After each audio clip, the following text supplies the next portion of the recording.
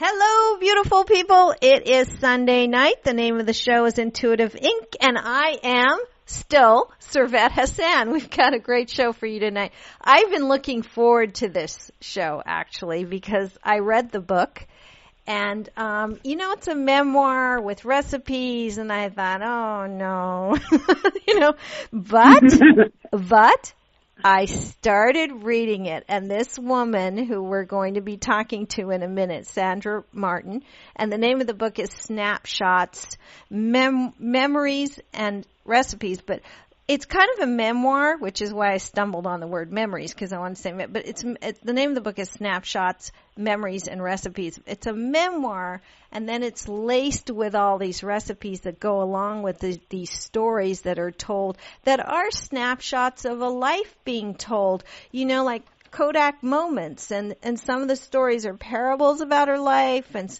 some of them are about the hard times. Some of them are just plain hilarious. There's things like she crashed a small plane in the Grand Canyon, and she got lost in the Bermuda Triangle and somehow made it out again. So, it's fascinating, and I just can't, I really, once I got into it, I thought, no, I'm going to have a hell of a good time talking to this lady, because it sounds what I would call in my own terms, which is a real compliment, a pistol. So we have Sandra Martin on the line. She started out as a southern farm girl and into a suburban housewife, and then somehow got into being a television producer and had something called the Sandra Martin Show, which we'll talk about, and then went into being a literary agent. So this is fascinating too, because now she's on the other side. She's written a book, and now she knows what that's like. So welcome, Sandra. Thank you so much for joining me tonight.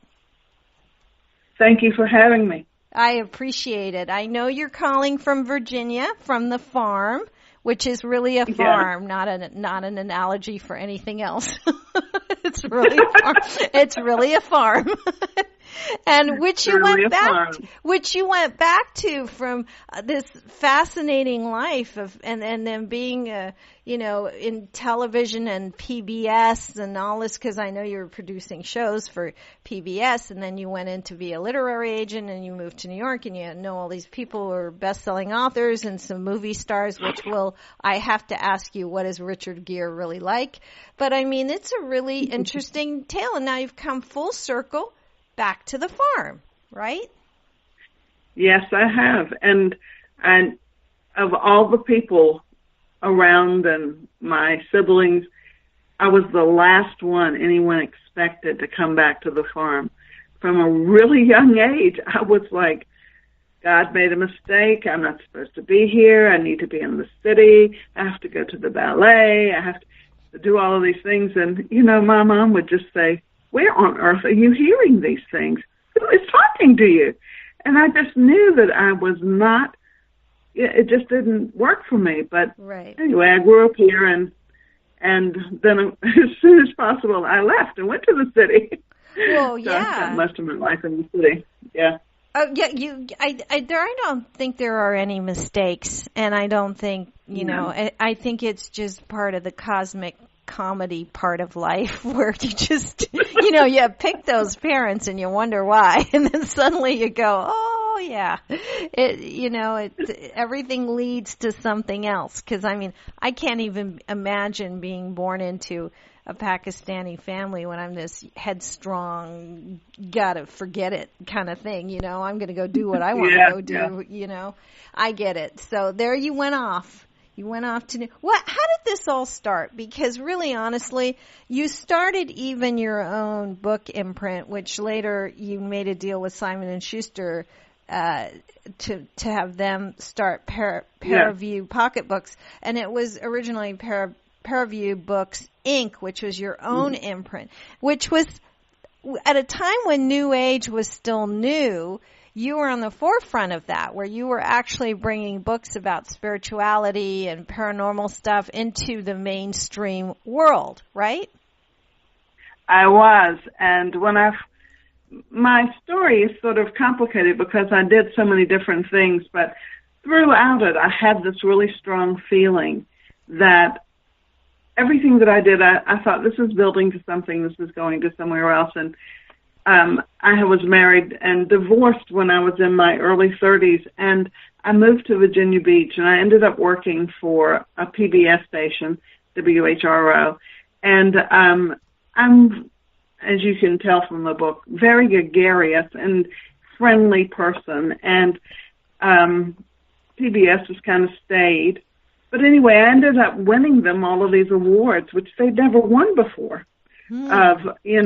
For putting together funding, not for producing, but for putting together funding for projects and for different kinds of things that they were working on.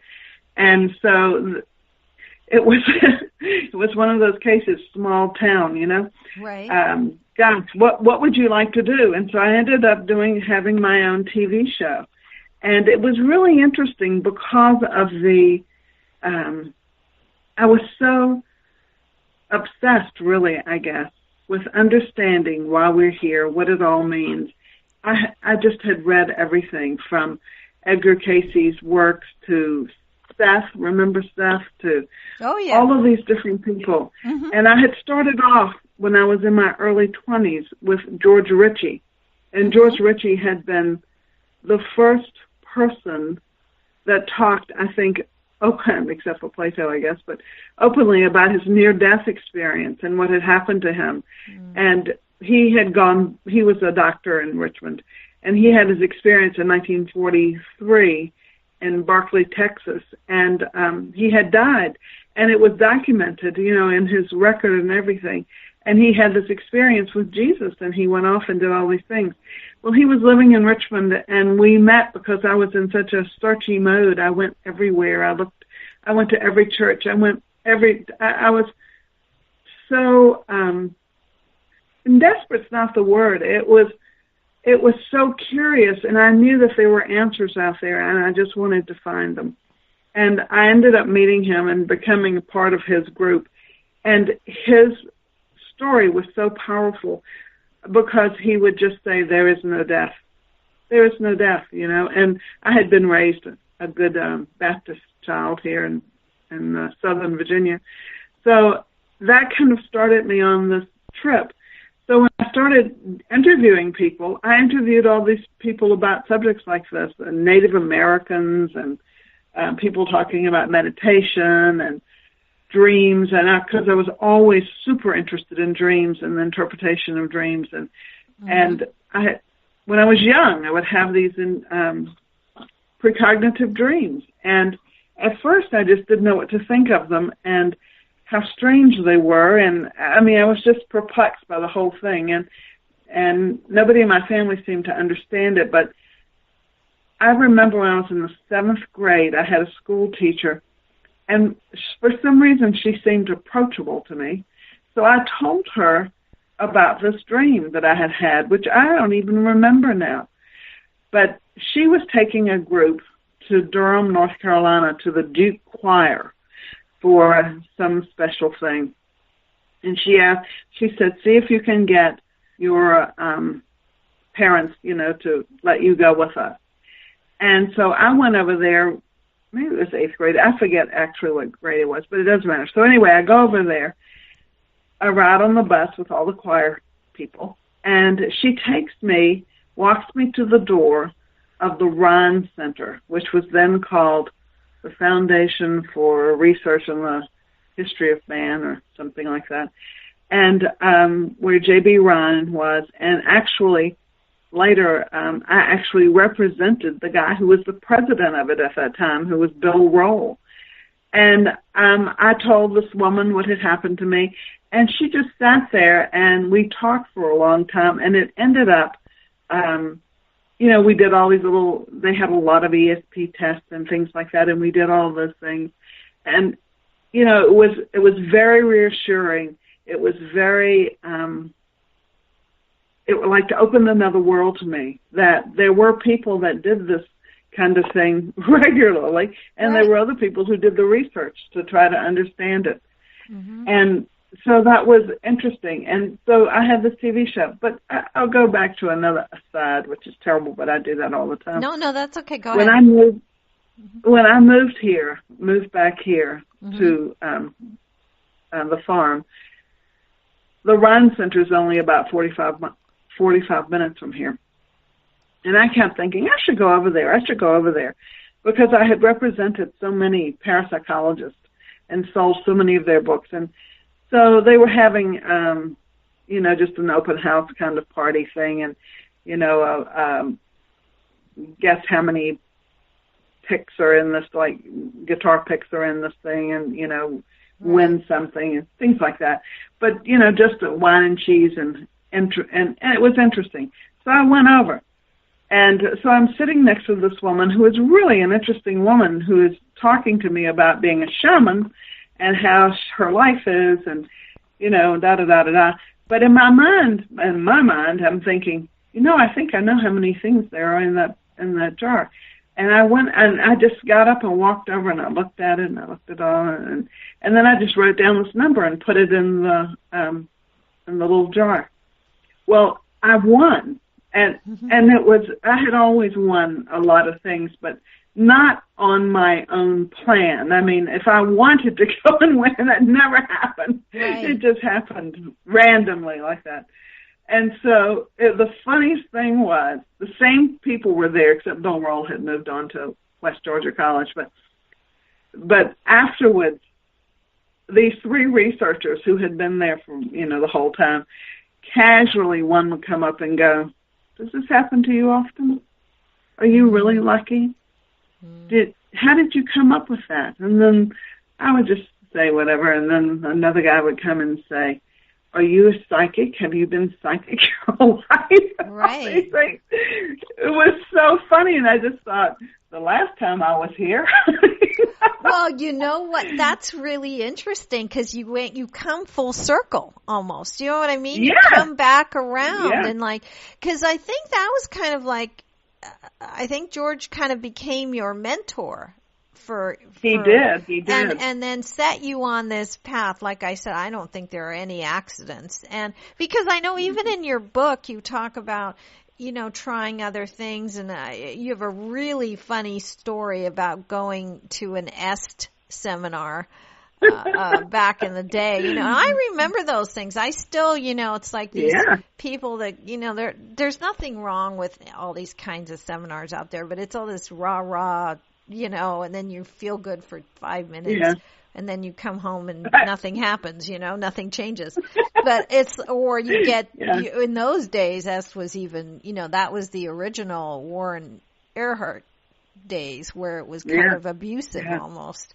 And so you've tried different things, but you sort of stuck that's the route that took you, actually the original route that took you to your spirituality, let's say. Is that right?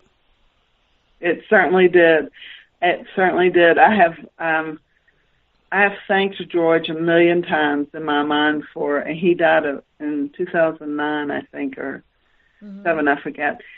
But he was really and truly, and he was so clear about what was important and what wasn't important, and how to live your life in a way that honored living and honored being here. And his line always was what Jesus had said to him, "What have you done to show me?" And it was always about love. It was always about acceptance. It was always about that deep, centered connectedness to the one source, right? Which is a different way, and everybody's different way. But anyway, he was really wonderful that way, and he was just the best. But anyway, so I ended up doing these interviews, and I interviewed all these different people, and one of the things that I had wanted to do from as soon as I got to the television network, I decided that I really wanted to do documentaries, and they didn't have the money to do it, and I didn't really want to do them there, but I knew that it was a place where I could start from and do things. So I did this little series, and it was really funny because I really interviewed all my friends. And, of course, but like you, I would have just read their book, which I may have read 10 years ago, but I would have just read it again so that I would be clear. Right. And they would just sit there going, gosh, Sandra, you know more about this than I do. But you know, I was overcompensating, I guess, a lot on a lot of things because it was the first time. But because I enjoyed it and because I did okay with it, I guess, you know, for a first-time person, but I would just be in the grocery store and people would just walk up to me and go, you know, when you were interviewing that guy the other night, I don't know if I liked what he was saying. And I would be just looking at them going, do I know you? Have I met you? Well, no. I was like, am I going crazy? No. But anyway, it was interesting. So I really realized that I really liked to be behind the scenes better. Right. So after that, I ended up writing a proposal, an 8-hour proposal for a TV series on dreams. And anyway. Well, okay, so speaking of dreams, you should talk about one that you had a recurring dream in it. You believe it was a past life, because there is actually a chapter in the book on that. I don't know what the recipe was, but it sounded really good. I remember that. And it was how you had this recurring... You tell it. Go ahead. So even as a young child, I would have these dreams. I mean, all of my family, they just think that I'm an anomaly because I was just so different from all the rest of everybody. Mm-hmm. But I don't know how I just popped into this family, but anyway, here I was. But I would have these recurring dreams as a really young person about being in France. And I remember the way it felt when I was walking down the hallway, and I would be holding this plaque to my chest. I was really haughty, and I was very, I don't think I was a very nice person, actually. I mean, I always thought, ooh.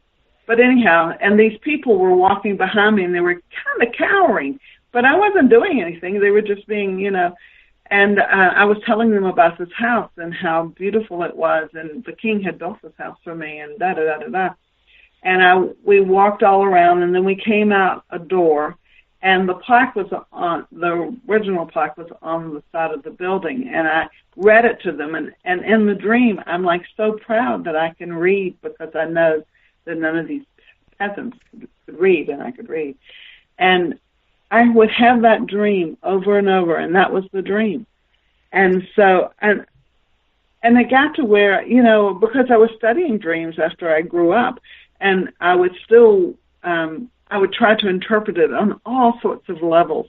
And finally, I just sort of gave up and said, you know, that's just some dream from a past life or something, and I'm letting it go. I'm not attached to it. It's just going to be there. Well, I represented Richard Belzer, the actor and comedian, and he had a house in France. And I ended up going there to spend a month because I worked nonstop in New York City. I mean, I loved my work, but I literally worked nonstop. Oh, yeah. And so I went there, and you know, it was beautiful. It was just like everything you can imagine. And before that, I had been, and I had not realized it until during this time, that I had been to almost every country all the way around France, but I had never put my toe on the land of France. It was really interesting when I, you know, got a big world map out and I was looking at it. I thought, wow, that's really strange. So when he said to come, I said, okay. So I went with him, and we went over to his wife's name was Harley, and we went to their house, which was absolutely gorgeous. And for like a week or so, we just rode around and went to lunch, and at breakfast we talked about where we were going to have lunch. I mean, I really decompressed. It was very nice and quiet, but I had been living in New York City, and I was like, okay, I'm bored now. Mm-hmm. So I went back to the city, and I got to the city and to Paris, and I called my daughter to say she was running the outfits. This is where I am. This is the telephone number of the hotel and whatever. And I don't know if it was not even, it wasn't very long. Oh, I forgot the part that when I landed in Paris, I got into a taxi, and all of a sudden I was so overcome with this intense sadness that I just started sobbing and crying. And, the taxi driver never even mentioned it. But, I mean, I was sobbing, crying, and he took me to the hotel, and that was that. And so when I called Lisa to say what was what, and I lay down on the bed, and I just was crying, and I was going, I'm just going to cry this out. I have no idea where it's coming from. I'm just going. The dream never occurred to me. Nothing ever came to me. I just was crying and sad. And I was awakened I finally fell asleep, so I was awakened by the phone, and there was this woman that I did not know who said, her name, and she said, come and I want to take you to my country house. You can't stay in Paris. And I was like, what do you mean I can't stay in Paris? But I was so discombobulated by the emotional shift and intensity that I was going through that I just said, okay. I mean, she had been the wife of a parapsychologist. I had never met her or anything. But anyway, she comes and she picks me up, and, she was funny and very unique and very French, and I was mesmerized by how she drove and all of those things. But anyway, so we go to her house by the river, and it's really beautiful. It's a 2-hour drive, and we go there, and she's working on a paper, and so as soon as we leave the city, I stop crying, and I'm just totally okay.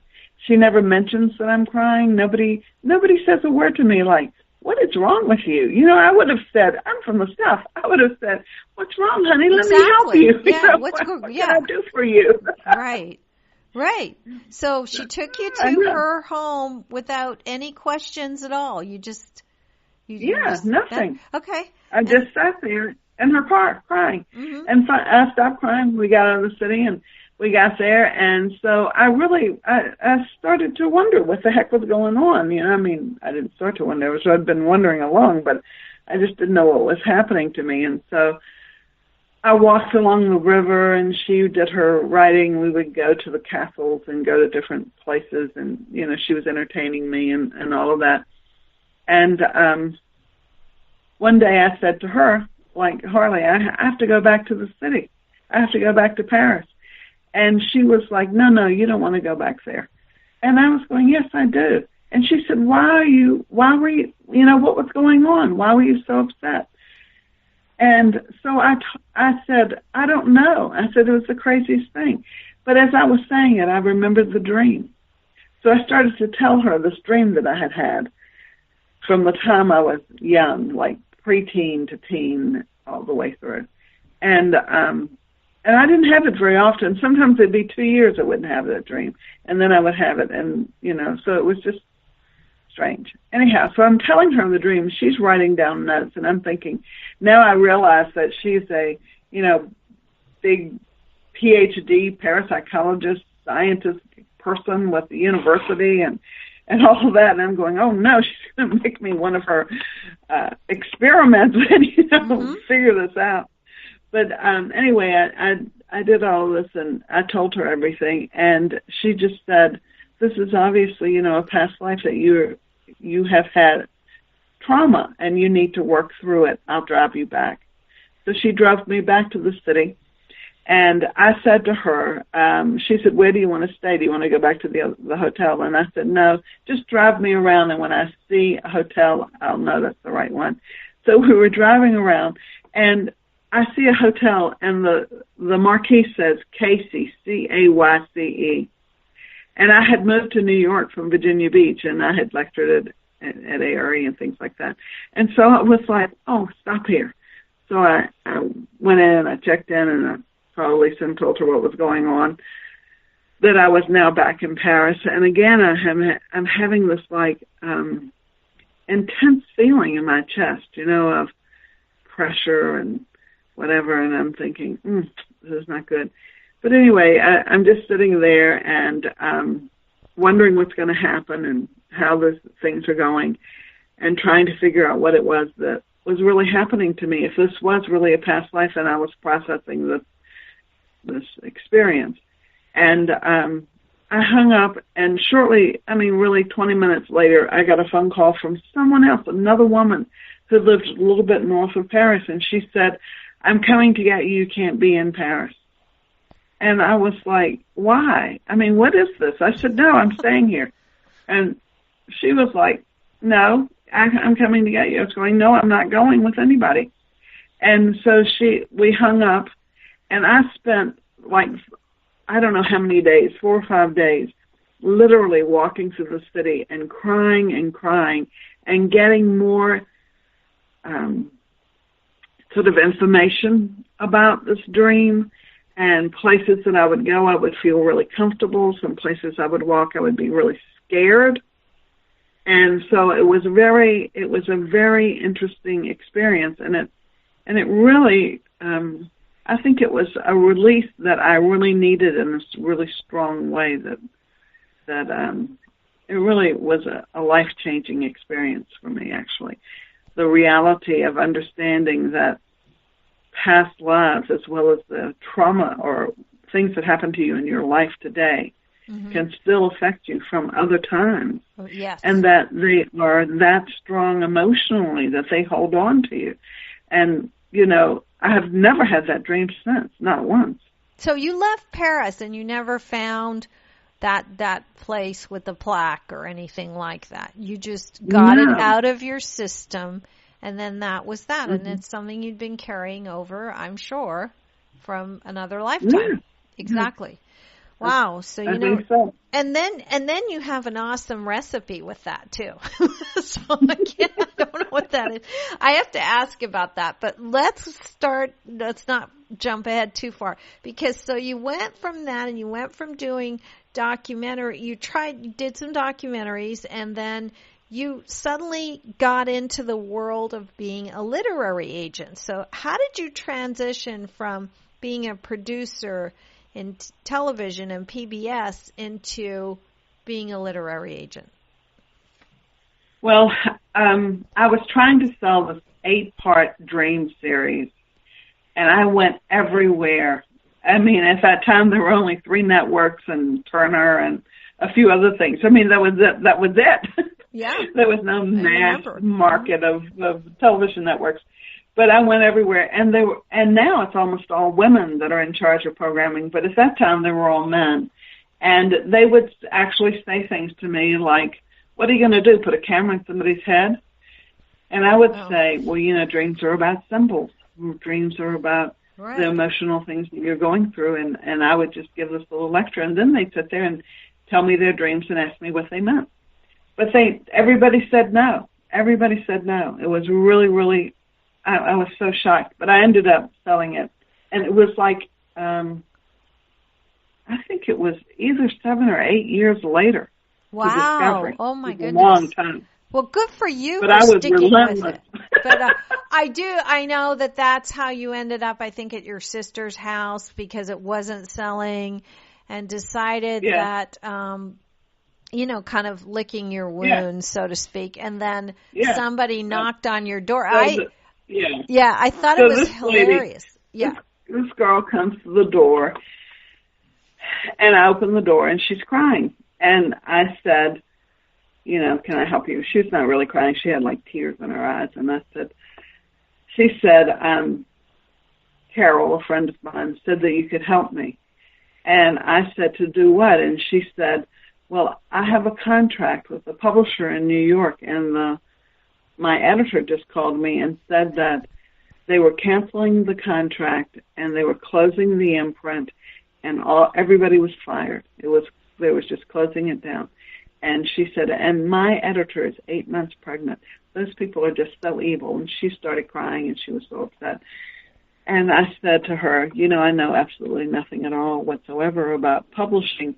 I read books voraciously, but I know nothing about publishing." Right. And she said, "Please help me." And she's crying, and I just thought, well, okay. So I went to make us some jasmine tea, which I was drinking at the time. And I wrote on this yellow legal pad all the things that if it was mine, I would do. I would, big companies act slowly. I'd try to get my rights back. If you sold it once, you can sell it again. Mm-hmm. So I came out of the kitchen and I told her all these things, and I said, so that's what you need to do. I said, just write them a really professional letter, making sure, because big companies act so slowly, making sure that everything happens as it's supposed to be and things like that. And so she took the box of tissues, as a matter of fact, and the pad and left. And so later that afternoon, I kept thinking, I got to call Carol and tell her to quit doing that. But later that afternoon, she came back and she had written the most professional letter. And, it was really wonderfully well done. And she said that, it was a book about cat stories, and it was a $7,000 advance, which she needed that money to pay the IRS. And that's why she was so upset. Mm-hmm. So she came back, and I'm reading the letter, and I'm saying, this is really, really good, except the last line said, if you have any questions, please call Sandra Martin at 804-422-4921. I still remember that number. Wow. And I just said, oh, no, you can't do that. You can't do that. I don't know anything about publishing. And she started crying. And I went, oh, no. So I said, okay, okay. So she left, and I just thought that big companies generally do not, make any big moves. They just send you a letter. I thought they'd send her a letter. So a few weeks later, my phone rings early in the morning. That's my home phone number, that was.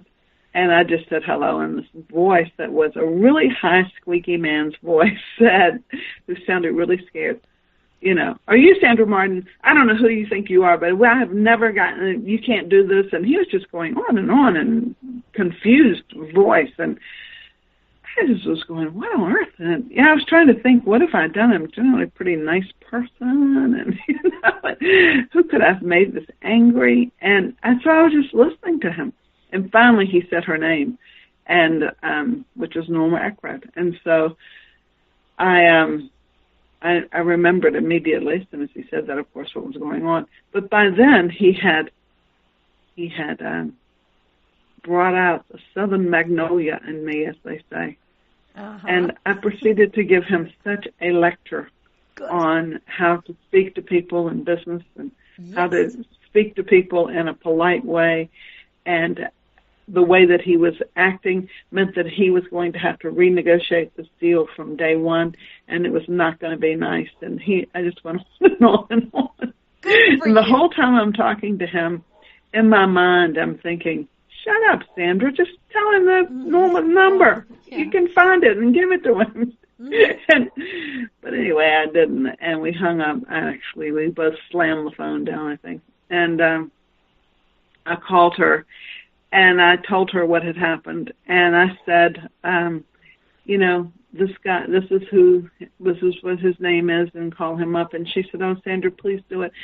Please take care of it, because I just couldn't do it. They're just so evil. I can't talk to them. Oh, wow, what's with this evil thing? But anyway, so that night, that was late in the afternoon by the time I got her, I went to the local bookstore and bought a book called How to Be Your Own Literary Agent. And it was just a paperback book, and I read it. I love that night. Yeah. I love it. That's what got you going there. You read it, and then you were one. And then, yeah, I know.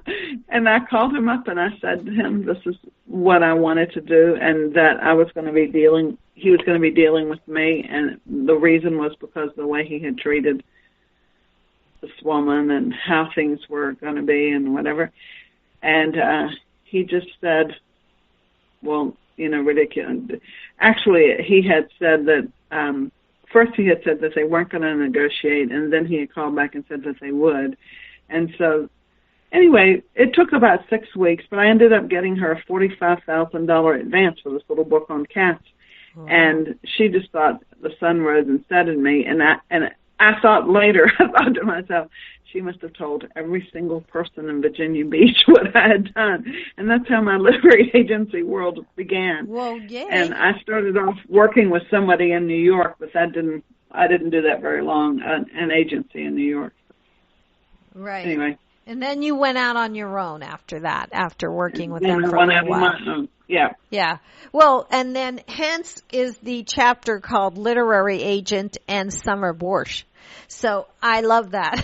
It's like, because I read that chapter. And so that's a great segue into how you came up with the recipes that go with each chapter. Because like I said, these are like Snapshots, Memories, and Recipes is the name of the book, and that's a great title because it really is like special, like Kodak snapshot moments which evolved your life, not evolved your life, which is sort of like it's kind of like a diary of your life, in a way, and picking out the most, like the way I looked at your book, Sandra, is I thought of it as like if you were going to be, knowing you're going to die in 30 seconds or a minute, and you know how they say every important thing flashes through your mind in that last whatever.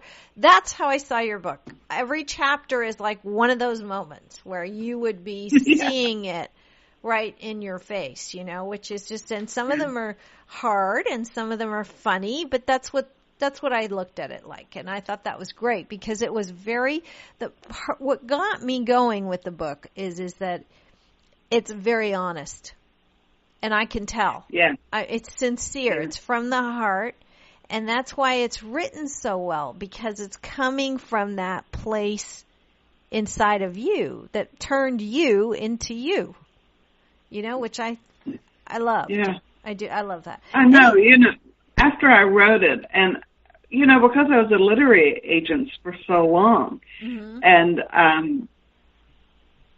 it was really, I was so shocked how hard it was to write a book. I've written 3, for Llewellyn, and they're all nonfiction, and it's not easy when we want 45,000 words, in 3 months. That's hard to do. And also because people tell me every day, I want to write a book, and I'm like, okay, go ahead. I know, me too. Right at it. I mean, I got to where I had a deal in L.A. with Warner Brothers, and I would go back and forth all the time from L.A. to New York, L.A. to New York. And I got to where when I sat down in my seat, and my seatmate said, "So what do you do?" I would say, "I'm a secretary. I just do clerical work." Because I got so tired of hearing people's life stories and them telling me. And I don't know why that is. It's not like people wouldn't say, I don't know why that is. Like people wouldn't say, well, like I'm just going to go out and be a doctor now. You got to learn how to do it. It's like it's not. Yeah, and then toward the last book I wrote for Llewellyn, they said, let's up the word count. Can you do 55,000 words? And I was like, okay, because that's what I do. I'll say yes. But then I'm like, oh my God, that's not as easy as you think. It's like, it's another 10,000 word people, they have no concept of, and I'm starting with nothing, and you got to create something out of nothing, which is really hard. And oh my God, it's like already we've only got 15 minutes left here or so, and I forgot to open the lines because I'm having so much fun talking to you. But listen, if anybody wants to call in with a quick question, maybe a literary agent question, or maybe just a cooking question, just maybe a life question, because this woman knows about spiritually advancing. There's none of this quick fix. She's done it the hard way. So if you have a question, 949-313-8880. Please do that now. Call in, because now we're running out of time. That's my fault, Sandra. I just lost track of time. And also, while we're at it, where can people find you and your book, or do you have a website? My book is on Amazon, and I have an Amazon page, and you can go to Lisa Hagen Books, and my book is there, and there's stories there. And I actually have some stories that I've written, some different kinds of things that I've written that are on medium.com. Medium, like Medium? Medium, Yes, like a spiritual medium. right. And also for people out there listening, Lisa Hagan is Hagan Books, and Yes, that's the imprint. I think that's awesome. And if anybody wants to pick this book up, I have to say though, because we're going to have to talk about this because we are running. I could talk to you for days, I'm telling you. But one in particular I loved, there's a chapter called A Meditation Experience where you first got into yoga, and that brought on a recipe for leek and potato soup. And then, life happens, which I happen to like that chapter because life does happen. And there was a great recipe for salmon with dill. I love salmon, so that I'm going to try these recipes. I just had that last night. Oh my God, I'm going to try these recipes. And there's one that your daughter gave you, which was an artichoke dip, and I emailed her and said, you better send me this book now because I've read the book, but I've read it on line on a PDF. So I was like, I'm making that recipe. But how did you come up with the recipes to go along with, what was the process of actually not only writing this book, but coming up with the recipes to go with it? Well, with the literary agent and the borscht, one of the things that happened was I would go to New York, and this was in the mid-'80s, and stay with a friend, or I stayed everywhere, here and there and wherever. And I knew this man there that was a psychic, Ingo Swan, and he would always take me to this, I think it was Ukrainian. Well, no, Polish? Or Russian, Polish? I don't know. But anyway, maybe Polish. They would serve borscht. And, of course, I had never had that because, he was from the South. Mm-hmm. And, gosh, I just loved it. And we would just go and have that all the time. And while I was writing the book and writing that chapter and talking about being a literary agent, I actually thought, God, I would love to have a bowl of that borscht from that place on 2nd Avenue. That was so good. So I had the recipe from him, actually, not from them. But that's how that recipe got there. And of course, the French lady Christine, she came and visited and stayed with me after I was with her in France. And she would say, let me cook you dinner because you work so hard, and da-da. Okay. So I would come back, and from my office was at 52nd and Broadway, and my home was on 57th Street on the 35th floor of this really high rise. And it was an easy walk, but it was nice, sort of a down energy for the rest, for the day. Right. And so one time I got there, and she had just cooked this wonderful little thin chicken fillet with apricots and garlic, and oh my God, it was just so good. And so I asked her to please write down the recipe, and she said to me, "Oh, I never use a recipe," which is what I said to Lisa when she asked me to write a recipe book. But anyway, we figured it out, and she wrote it down, and I've been making it ever since.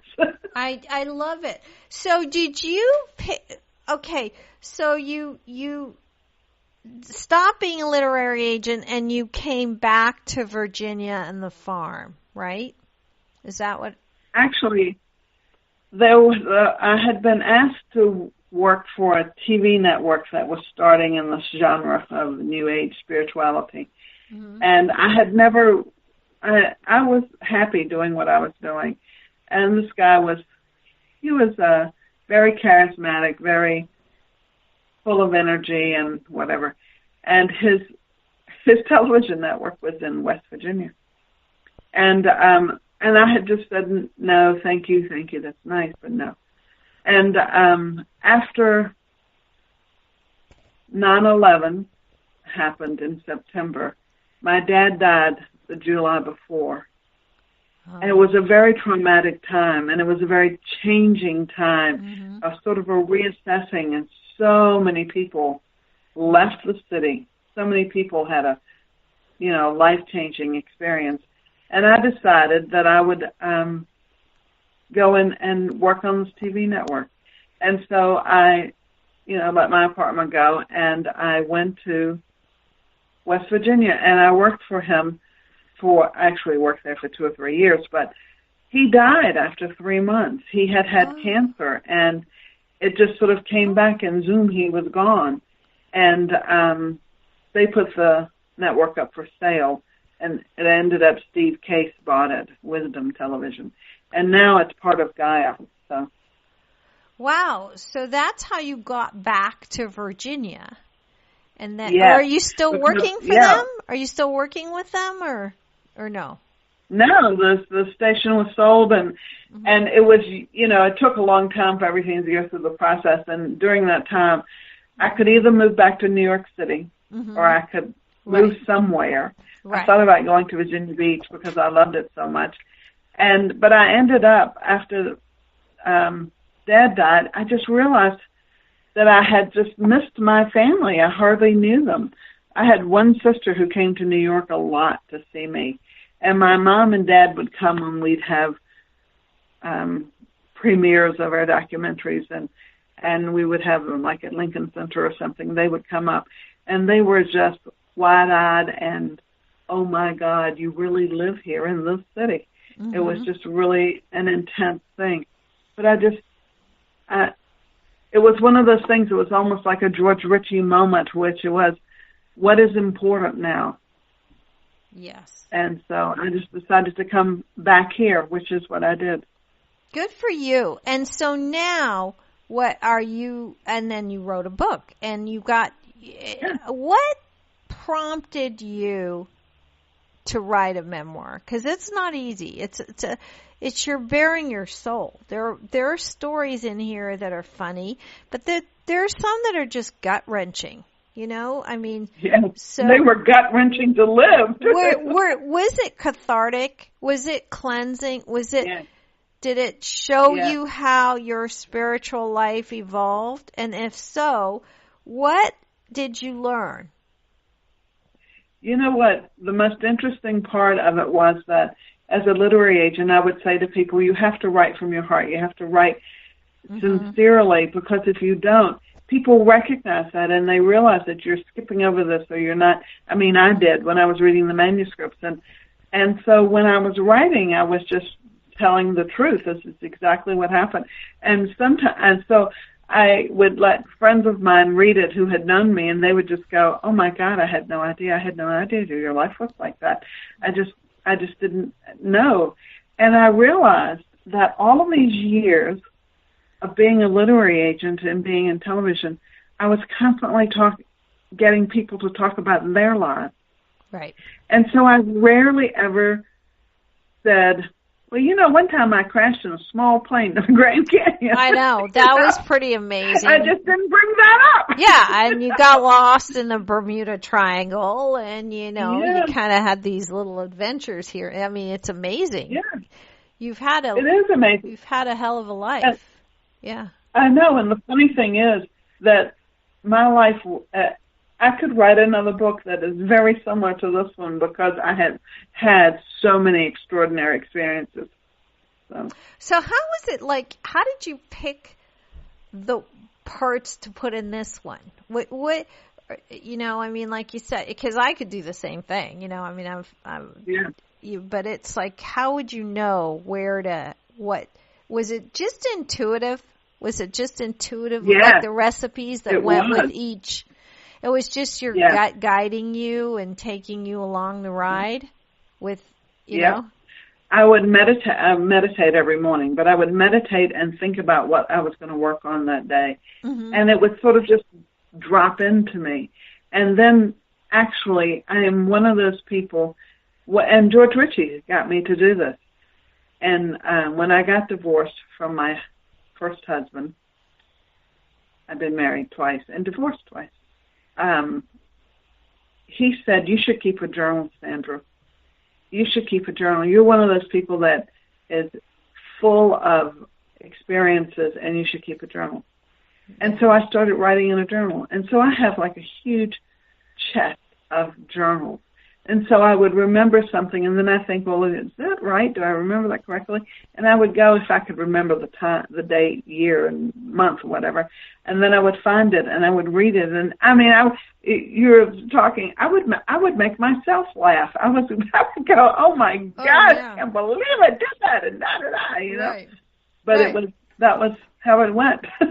Well, you've been married twice and divorced twice, but three's a charm. Just remember that. And I also, hear that a lot. I also have to remember because I only talk to writers. The name of the show is Intuitive Ink. So, and I remember Elizabeth Gilbert, who wrote Eat, Pray, Love. Not the dedication, but the quote in the beginning of the book before she even starts the book says, "Tell the truth, tell the truth, tell the truth, tell the truth, tell the truth." That's right. it, you know. And then she wrote the book. So, and it's actually in the book if you pick up that book. And so you're right, because that's the key, I think.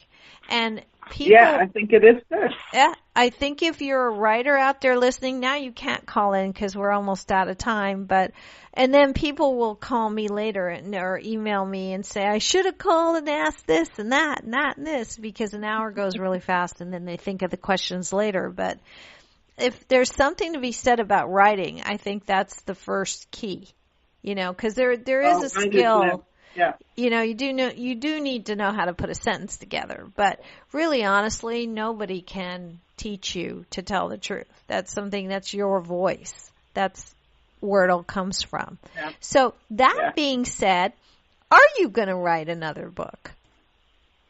Actually, I think I probably will. I mean, I was amazed at the response to it, and I was grateful.